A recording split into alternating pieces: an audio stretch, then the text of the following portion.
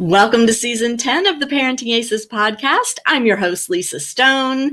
And this week we are talking college tennis. The college tennis season is underway. The ITA kickoff weekend is behind us, although we are recording this in advance of ITA kickoff weekend. But I'm really excited to have a conversation around college tennis. I'm fingers crossed that the season's going to go off without a hitch, that we're actually going to get to national championships this year. Wouldn't that be nice? And we've got a lot of last year seniors who would have graduated and not had another year of eligibility, but due to NCAA decisions, they were able to come back. So we've got some stacked rosters across the board in college tennis, but there's some other pieces of the college tennis landscape that don't get talked about as much. And that's why I am thrilled to have Dave Mullins of the ITA back with us on the podcast this week.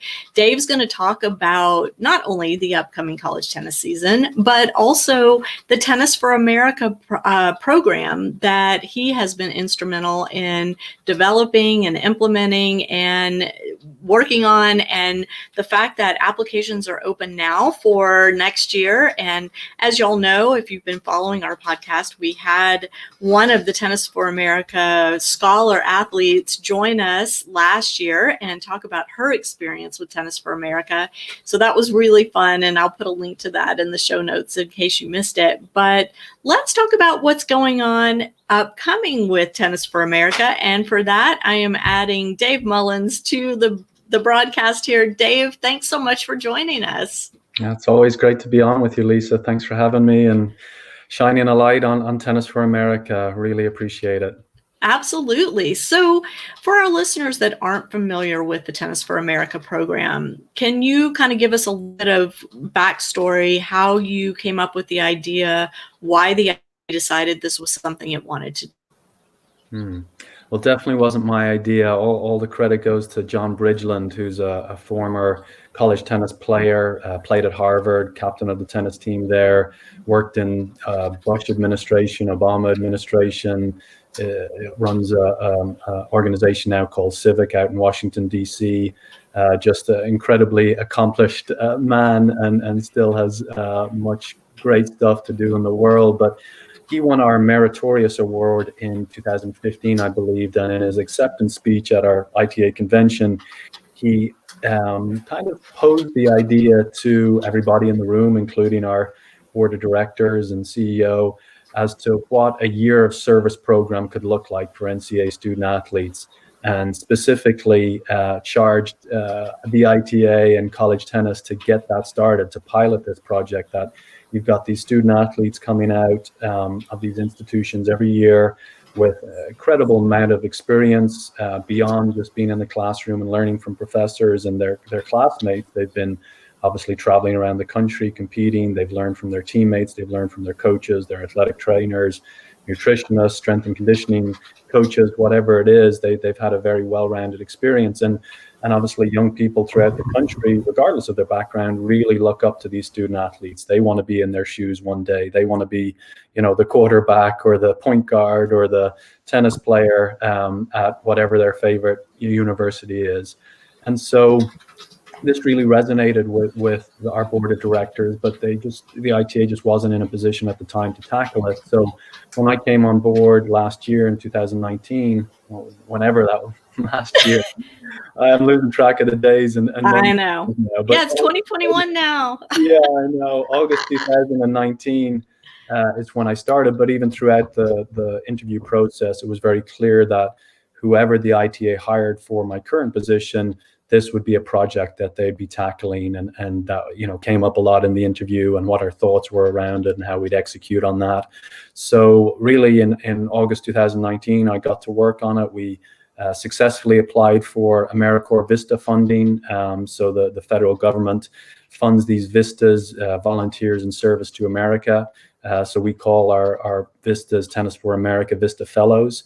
And they provide a monthly stipend for our Vistas, depending anywhere from about $1,000 to $1,700, depending on the county in which they're working. They also provide a relocation stipend of up to $750, and then there's a post kind of graduation cash award of either $1,800, or they can get about $6,500 towards either their student debt, or if they want to continue on in their education, they get that academic award. So we successfully applied for that, and then we'd also started having conversations with NJTLs across the country as to where we placed these Vista Fellows. And like you said in your introduction, you spoke with Gabby Hesse, who's out at the JTCC in Maryland, along with Ava Todd, who played at Davidson, and they're doing fantastic work out there. But once we had the NJTLs in place, then... Let me interrupt you one second. Yeah. NJTL, National Junior Tennis and Learning. Correct. Okay. Yeah. So I believe there's close to 300 NJTLs across the country in different cities, different counties around the country. We'd love to help all of them, but this is a pilot project. It is something we're trying to get started. So we started with 4 NJTLs, and so we opened up the applications around this time last year, and end of February, early March, we went through the interview process. Then COVID hit. Everything was up in the air. Our partners didn't know if they wanted to move forward with this. We had a few of the applicants drop out, but we ended up with 8 Vistas in 4 cities, and got them started in June, July, and August of 2020. So they are halfway through their year of service now, or some of them are halfway through, and others are pretty close to that mark. And we've opened up applications for year 2. We actually have 8 sites now this year. We're hoping to have 12 Vistas. So we're trying to grow the program, apply some lessons that we've learned this up until this point. And then in year 3, what we're going to try and do is expand it to other NCAA sports. So I've already had conversations with lacrosse and volleyball and soccer, and we'll continue to have those conversations with other sports to see if they have the infrastructure similar to how tennis does with the NJTLs that would allow them to support the student athletes regardless of the sport. So we're learning lots of lessons. We're going to pilot this for 3 years, and then we'll see where it goes from there. Potentially work with the NCAA. Maybe it's the NCAA want to adopt this for all sports. Maybe it becomes its own 501c3. Maybe the USTA Foundation want to take it on just for tennis, and other sports do the same now that we've kind of mapped out how it can be accomplished. So far so good, but we're still learning so much as we go. So you keep mentioning the lessons that you're learning this first year. What are some of those lessons? What are some of the things that are working well, and what are some of the things that you feel like need to maybe be tweaked for year 2? Well, we definitely want to make it as sustainable as possible. And so to get this up and running, we invested a lot of money into it. And we felt like we needed to pay for the housing of the Vistas, also some continuing education, a graduation ceremony. We provide a gas stipend or public transportation stipend. So these Vistas, give them credit. They didn't know really what they were signing up for. Yeah. So we felt like we needed to put a lot more resources towards it financially. And in order for this to be sustainable, we can't continue to do that. It's just, it's a huge burden on, I don't want to say burden, that's the wrong word, but it's we're a small organization, Lisa, as you know. And so we're trying to see in year 2, could we shift some of the responsibility to our partners in terms of potentially providing housing? Now, not all of them are, and not all of them are in a position to do so, but some of them will. And same with some of those other benefits, continuing education, assigning a mentor,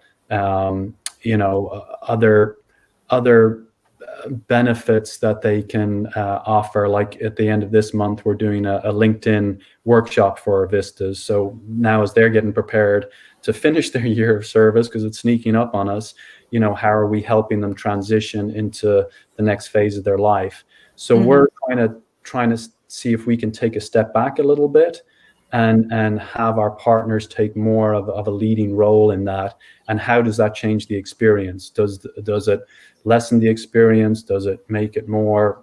Do our partners feel like they have more responsibility and are maybe taking more of the onus to helping these Vistas? So those are some of the lessons that we still want to learn going forward to see. And also our student athletes interested.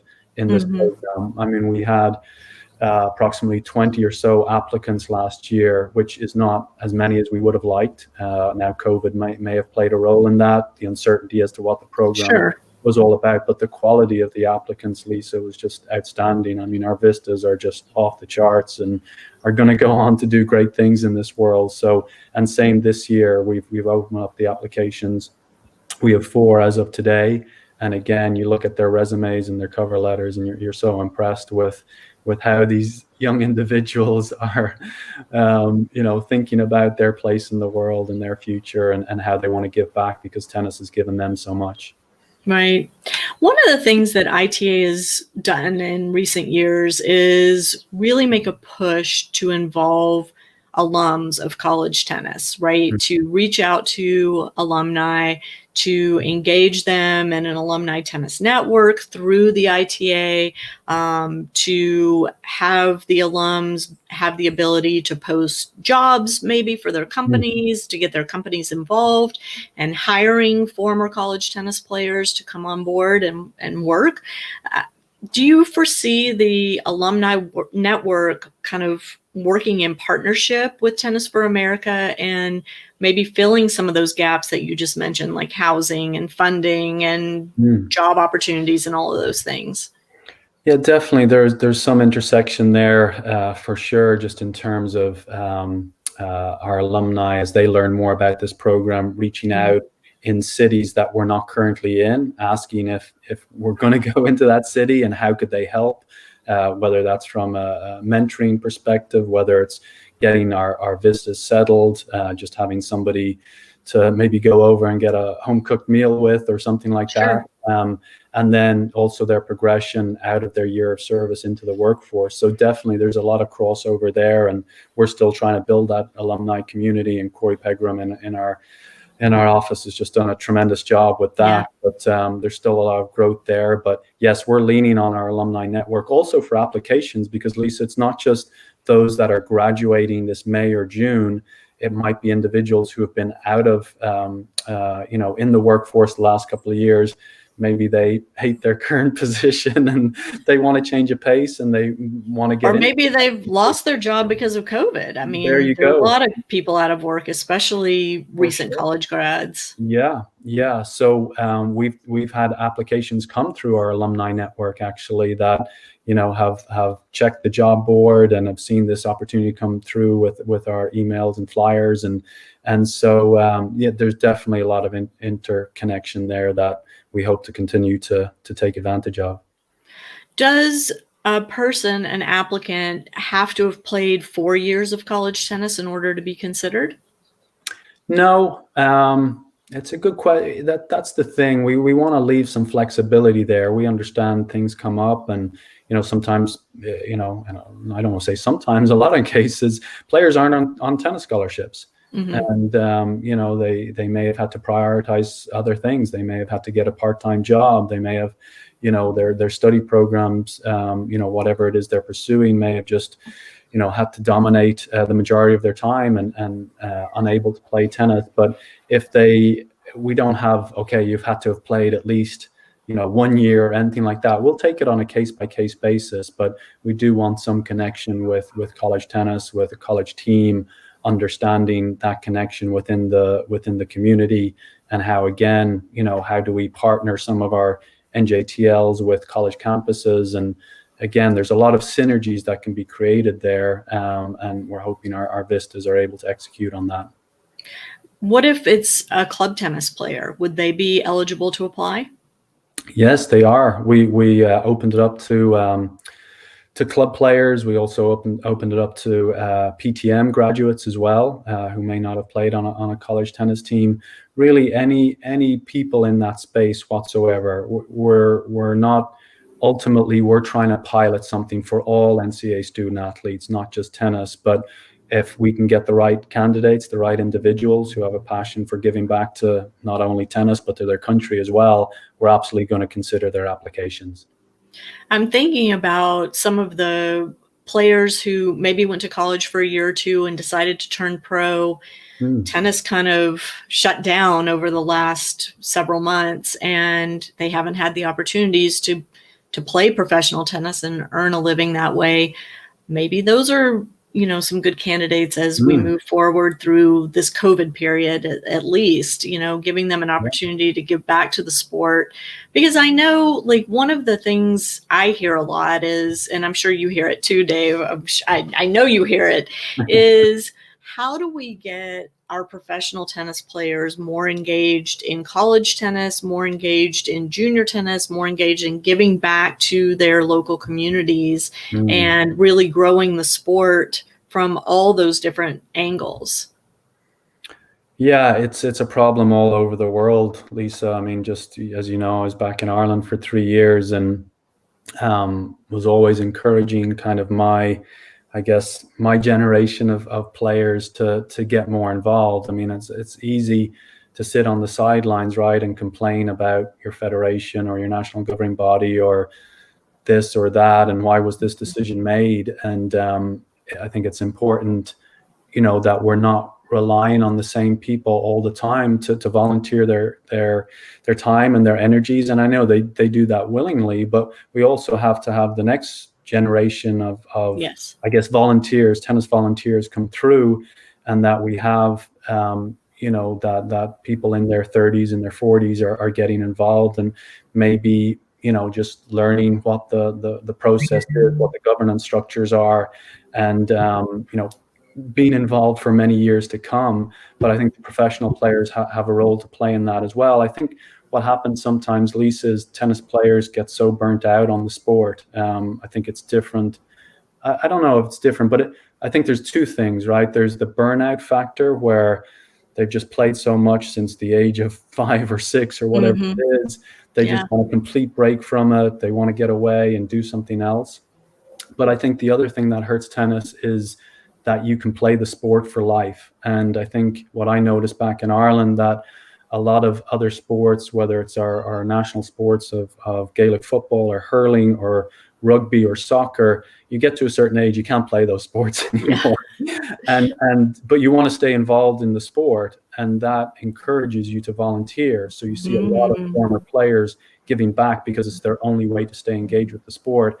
Where in tennis, it's like, well, I'm going to keep playing till I'm 93 and I don't need that connection, and I'm going to keep going. So, I haven't figured that out. Lisa, if you figure it out, let me know. But I hadn't thought of that in terms of our pro players, and this might be whether they're getting ready to end their tennis career or take a break from it, or just aren't sure what the calendar is going to look like here for the next 12 months.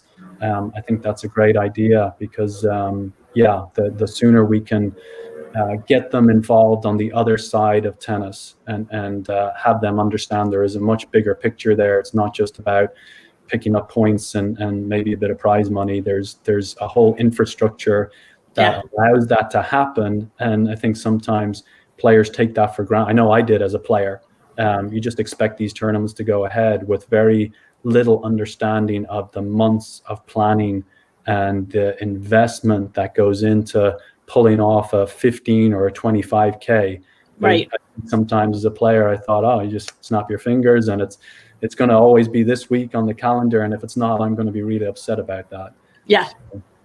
Well, I think, by its very nature, tennis attracts people that are a little more selfish, and I don't mean I didn't that want to in say the. that, Lisa. I was hoping you would. Leave it to me. True in tennis and all that. But I mean, it's an individual sport. And so, by its nature, people that are drawn to an individual sport are people that are comfortable being out there alone, doing the work themselves. It's all about them. The universe kind of circles around them. And as parents, we enable that.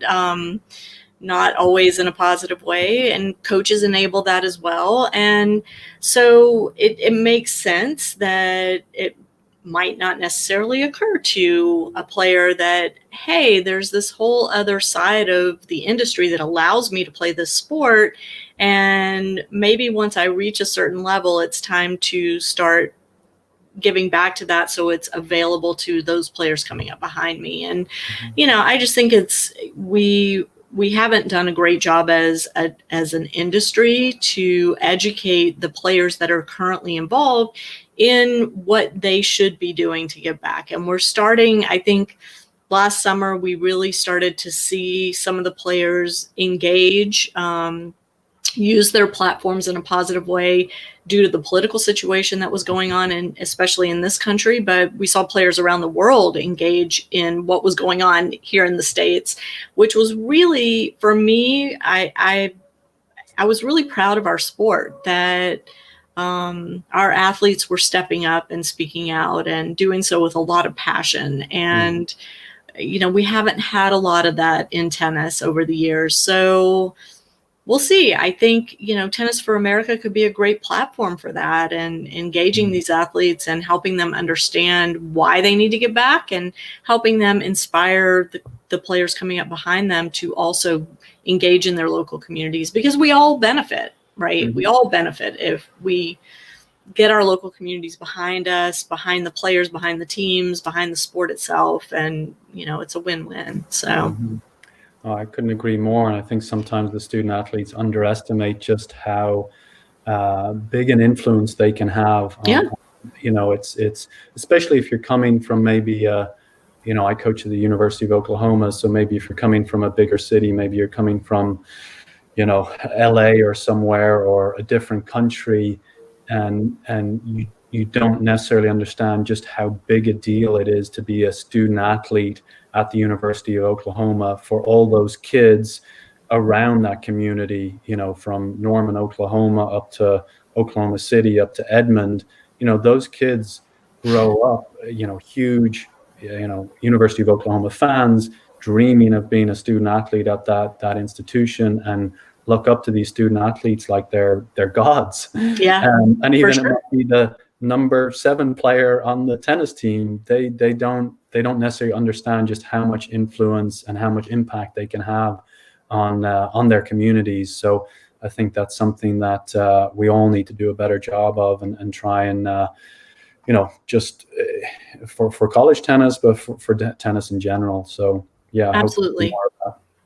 It's funny because as you're talking, I have this very vivid memory of being at a junior tournament with my son, and maybe he was in the 16s at that point. So not a little kid, he was a teenager. He was in high school, and we're at the tournament site, and it was in Atlanta. And one of the UGA players was on site. He was, I can't remember if he was like, helping coach one of the kids, or if he was just there hitting for himself or whatever.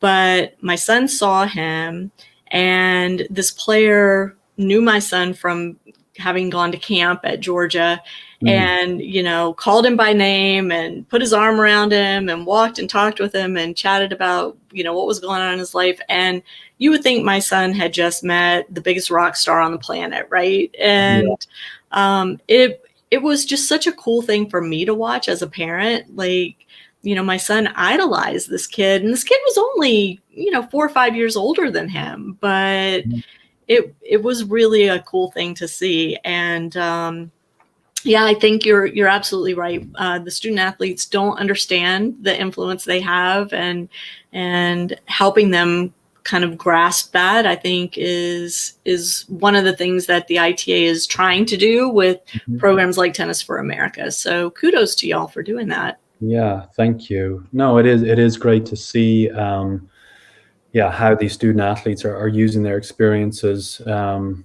the type of, and that's what's been tough about this year, right? It hasn't panned out exactly how we had planned in our minds when I was first, mapping all this out, and they're not getting the same interactions at, say, the schools within the community, and going in and training volunteers and training teachers and things of that nature. But they're still pivoting and adapting. They're doing things virtually, and they're doing things in smaller groups, and still having a greater impact, a great impact. And even if it's 1 or 2 children, and you influenced and impact, I mean, that's a life well lived in my book. So yeah, more of it to come, hopefully.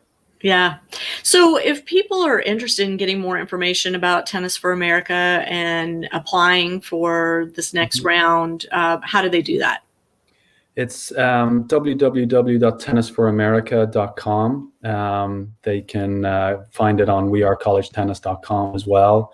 But on that page, there's an application button. It will take them to. Do I have that right? Tennis.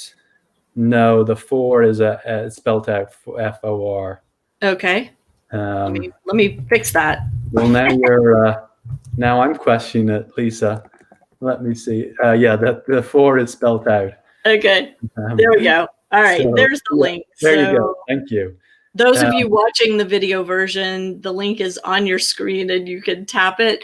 Those of you listening to the audio version, the link will be in the show notes on ParentingAces.com. So check that out.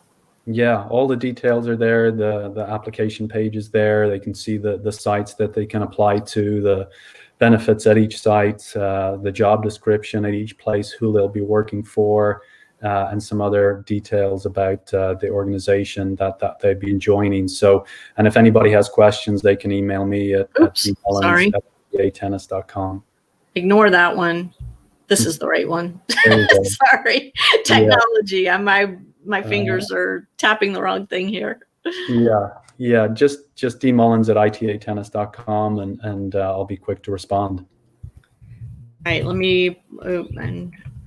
I'm going to put your email address up there as well. Here we go. So again, those of you listening to this as opposed to watching it, check the show notes and Dave's email address will be there. But otherwise, if you're watching the video version, there it is. You can click on it.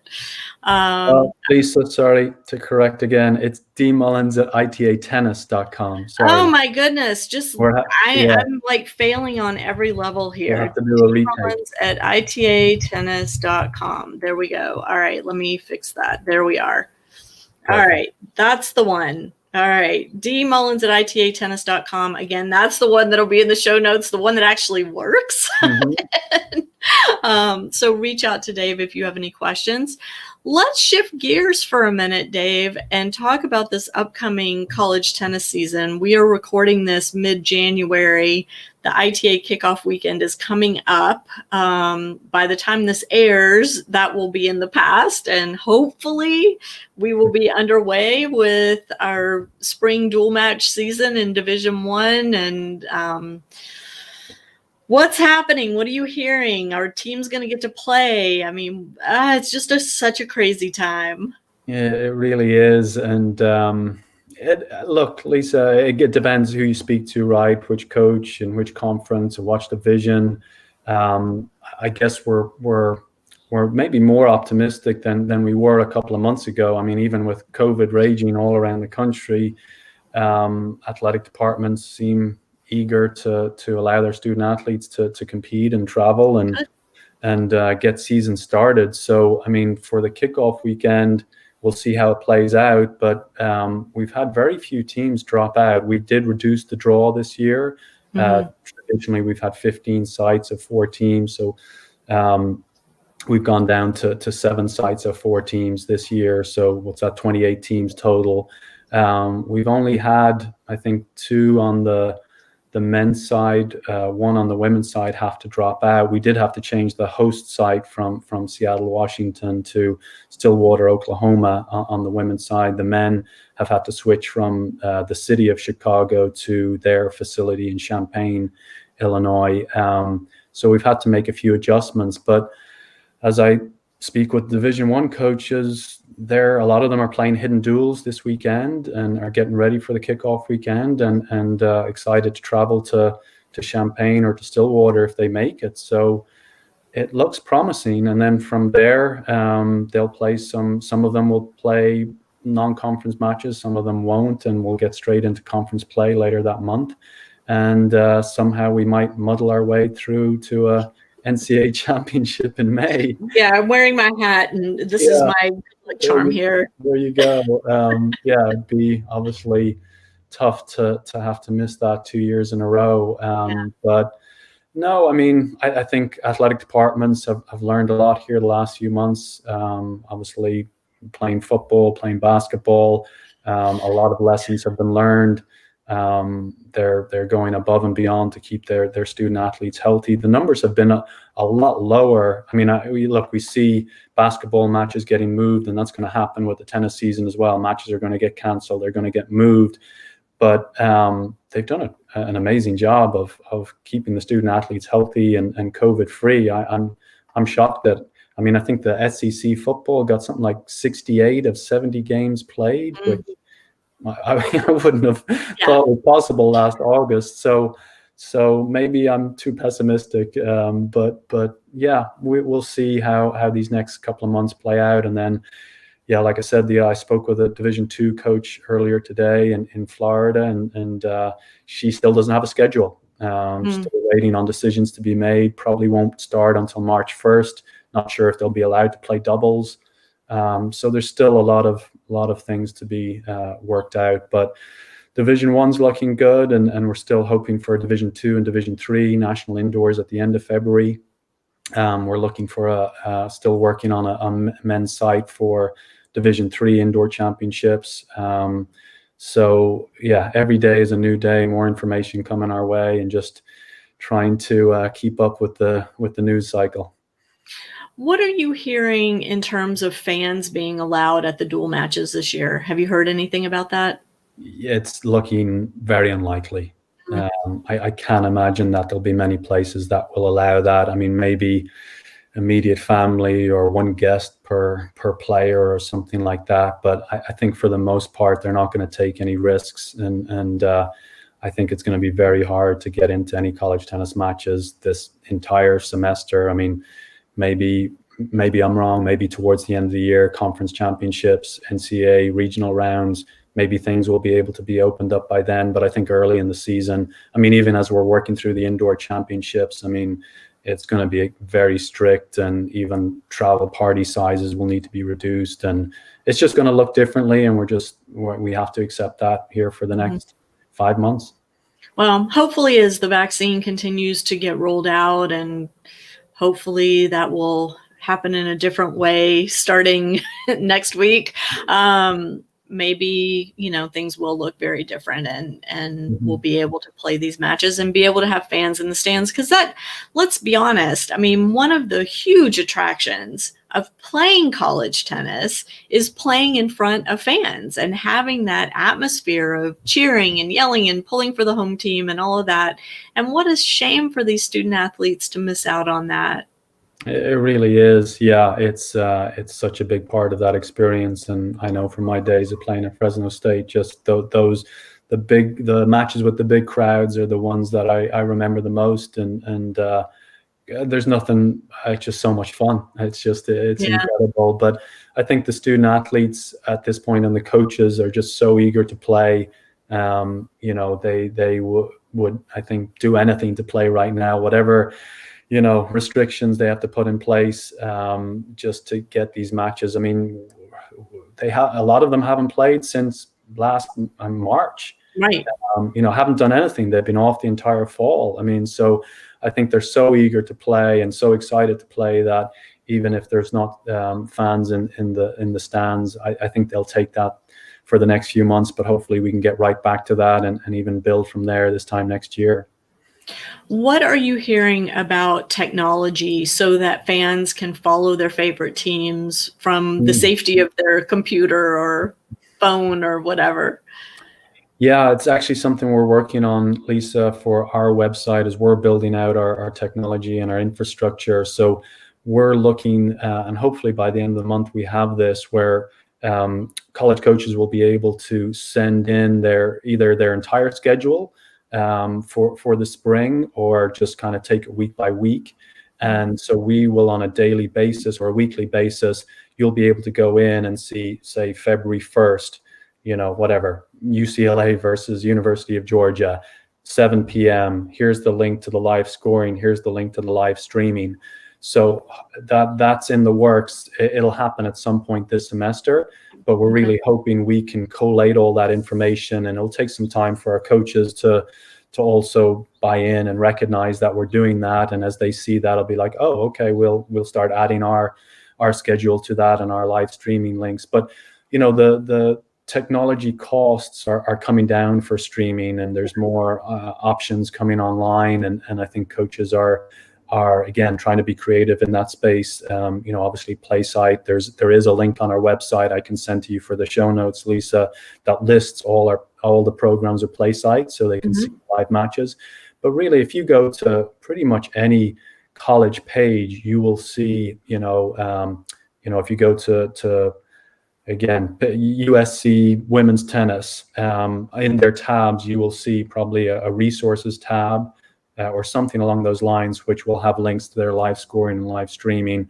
Obviously, social media, Twitter. It just depends on what institution's doing. But there are so many streaming options out there now, and if you have a favorite team or your alumni and you want to check in on how your team's doing, there's a good chance they might have a streaming option or even something on YouTube. I mean, so simple now with GoPro and iPads, you put it up behind the camera, Facebook Live, YouTube. So more and more coaches are doing that by the day. And that was what I was going to ask you next, is what kind of commitment are you seeing and hearing from the college coaches outside the top programs that have oodles of money to spend on the latest technology? We know there are plenty of college tennis programs out there that don't have the money to put PlaySite or something comparable at their facility. And, for the longest time, it's been a huge complaint of mine that so many programs aren't providing live scoring, live tweeting, something for the fans to kind of keep up with what's going on during the season. Are you seeing a bigger commitment now from those schools that don't have that kind of money to keep their fan base engaged? I think so, especially with some of the younger coaches who are more familiar with the technology, more comfortable with it, that recognize the benefits of who maybe aren't as established in their community yet, but want to get the word out. Hey, I'm the new coach in town, and this is what I'm doing. Here's some of the new initiatives that I'm putting in place. I'm actually working on, Lisa, I'm not sure if you've seen it. It's called a Coach Masterclass, and I'm building out chapters and just really, when I started as a college coach, I had nowhere to go for information. So it's really designed for young coaches, newer coaches coming into the business, just as a starting point. But one of the chapters I'm working on right now is streaming and broadcasting.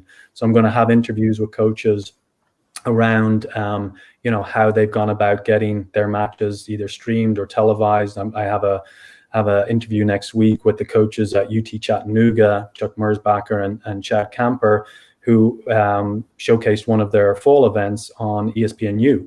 And Chattanooga wouldn't be a Power 5 with huge budgets and all, so they figured out, how to get that exposure.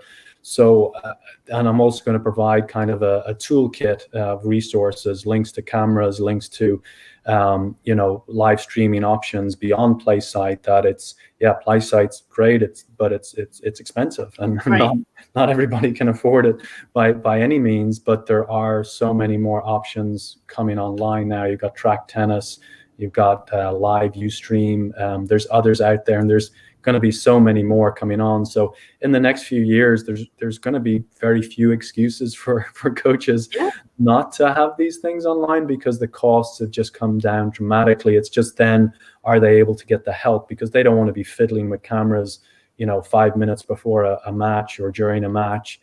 But if they're able to get some people to help out, maybe players that aren't competing that day, and there's other things that they can do. Or students from the marketing department or the graphic design department or broadcast school. Yeah, exactly. There's so many options there that coaches can take advantage of. And with the gatekeepers, just like what you're doing here with your podcast, right? I mean, there was a day where you would have had to get on a radio station, and now you can just put this material out, right. And there is this I guess I don't want to say tension, but there's the traditional media versus the new media, the streaming media, the social media, and there's so many different things you can do around a match. You could tape an interview or have somebody, a coach, tape an introduction to the match tomorrow and a post-match thing that they can put on YouTube. There's so many things that they can do with it now. It's just, do they have the time? Do they have the energy, the whereabouts? Can they get some help with it? But I think there's no doubt that's the way of the future, and that as it becomes more expensive to get tennis on, say, an ESPN or a tennis channel, the costs for getting your match on YouTube are very cheap, right? You can get a camera for $75, and if you got a decent Wi-Fi connection, off you go. So yeah, there's really going to be no excuses in the years to come. Well, and I'm thinking of the parents too. This has always been an issue for the parents of the international players, but for the parents of the American players, traveling to watch your kid play tennis this year probably isn't going to happen unless they're within driving distance. And so, how sad to miss out on your kid's college tennis career because you have no way to see the match. And hopefully the coaches are thinking about that as well, that, this isn't just about getting it out for the fans, but also for the parents of their players and keeping that connection there. So yeah, and it's also a recruiting tool, right? I mean, absolutely. You're able to tell a student athlete and their family that you're going to be able to pretty much see every home match and probably a lot of away matches as well. But this is what we do for our home matches. This is how we try and make them special. These are going to be shown all over the world, and we might have some color commentary around. Who knows? I mean, there's so many options now. It's just can coaches wrap their head around what those options are and how to implement them and learn some lessons along the way. Well, and hopefully too, the coaches are taking advantage of the sad fact that they can't go out and recruit, right? They're not able to be at junior tournaments recruiting players. But so that frees up a lot of time, and maybe, hopefully, they're using that extra time to think about these things. How do we engage our fan base? How do we engage the parents? How do we utilize the latest technology? How do we engage with the other departments on our campus? Because, as the coach, I don't have time necessarily to do all these things, but certainly there are other students on campus who would love to have that opportunity and gain experience in doing these different things around our matches. So, this is one of those things that I've been talking about for a long time. You and I have talked about it a bunch over the years, but now it seems like kind of the stars are aligning, and the coaches, they have the time. There's no excuses anymore. You're not out traveling to recruit. So let's put some energy into really making these matches as great as they can be, really engaging our communities in new and different ways, and incorporating the students on campus who may not know anything or have any interest in tennis prior to the coach reaching out and saying, hey, we have this opportunity on our team. We could really use your help, your expertise as someone who's learning how to do all of these things. How about you come and help us out here? It'd be really cool.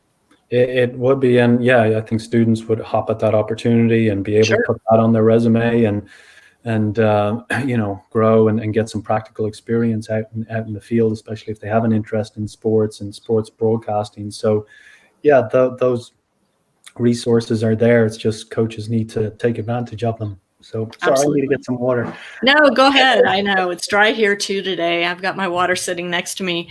So before we finish up, Dave, I want to just ask you, are there any other things going on in the world of college tennis that we as parents need to know about? Any updates you're hearing in terms of recruiting and when things are going to open back up with recruiting, showcases, things like that help junior players get exposed to college coaches and to college tennis? Yeah, I think, Lisa, you have as much information as I do on that, unfortunately. I'm sorry to hear that. I know. You had some brilliant thing to share. No, I mean, just in terms of the NCAA, I mean, we do get requests from time to time from the NCAA just in terms of polling our coaches on their opinion of the recruiting dead period and how that's going to sorry, Lisa, I've really got something stuck in my throat here. Hold on. Yeah, no worries. It's here. I'm going to put your the We Are College Tennis website up on the screen right now too. So those of you who are not familiar with the ITA and its website, this is the link you can go to and get all the information that you need on college tennis, on the different facets that Dave and I have discussed today. They've got news, they've got alumni information, they've got information on Tennis for America, they've got the college tennis rankings, both the team rankings and the individual rankings across all divisions of college tennis. So unlike some of our other organizations, they don't just focus on Division I at the ITA, but rather cover all divisions of college tennis. And so I encourage you to bookmark wearecollegetennis.com, especially during the college tennis season, which is underway now, to have a look at the site on a regular basis, follow your favorite teams and your favorite players, and see what's happening. All right, Dave, are you done choking? Or I think so. I think I'm back. Okay, I'm not good. used to talking so much. But no, I mean, from time to time, we do get updates from the NCAA looking for feedback from our coaches about the dead period and how much they take that on board. I don't know. But yeah, I mean, we don't expect any updates anytime soon, unfortunately. I mean, I think coaches are, they're eager to get back to recruiting, and I think they're tired of just doing the Zoom thing. And Yeah. I think they've been creative with that and doing, campus tours and, and the like. But I think, I have to believe by the summer, coaches are out there again recruiting.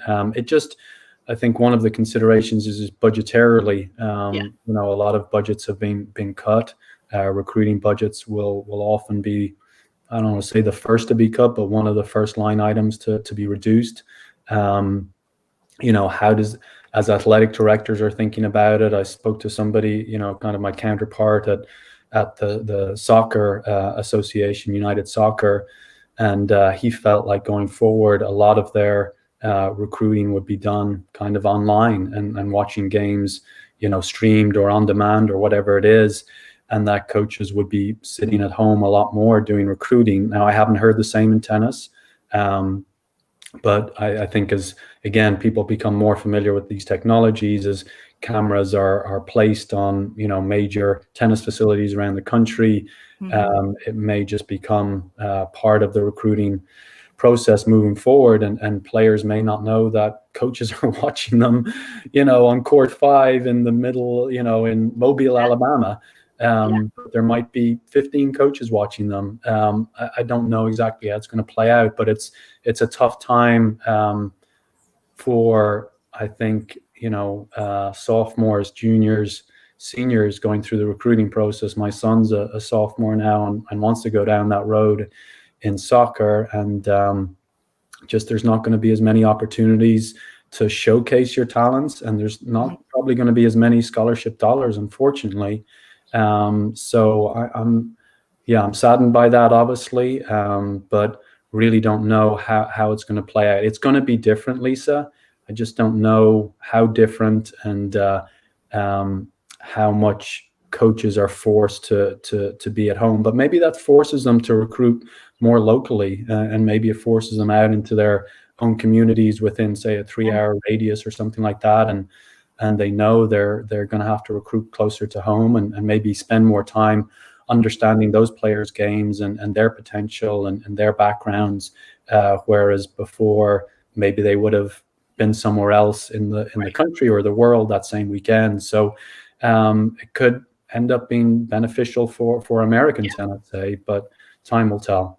Yeah, it'll be interesting. And I think it's like everything else. Businesses have had to pivot during all of this to work at home kind of scenarios, and the recruiting's done the same thing, recruiting from home. And, one of the things that saddens me about that is I think there's a lot to be gained from face-to-face interaction with a coach that you're considering going to play for, and face-to-face interaction with the team members that you're going to be joining. And some of that is just, it's lost in a Zoom call or a call like this, and that's too bad. And I think it's going to cause families to really have to rethink how they're making that final choice too, of which program is right for them. So it will be interesting to watch. It's Mm. and how many years are we going to let the seniors return, and what's that going to do to spots available on teams and spots available in lineups? I mean, there are all sorts of factors that are just kind of still up in the air, which,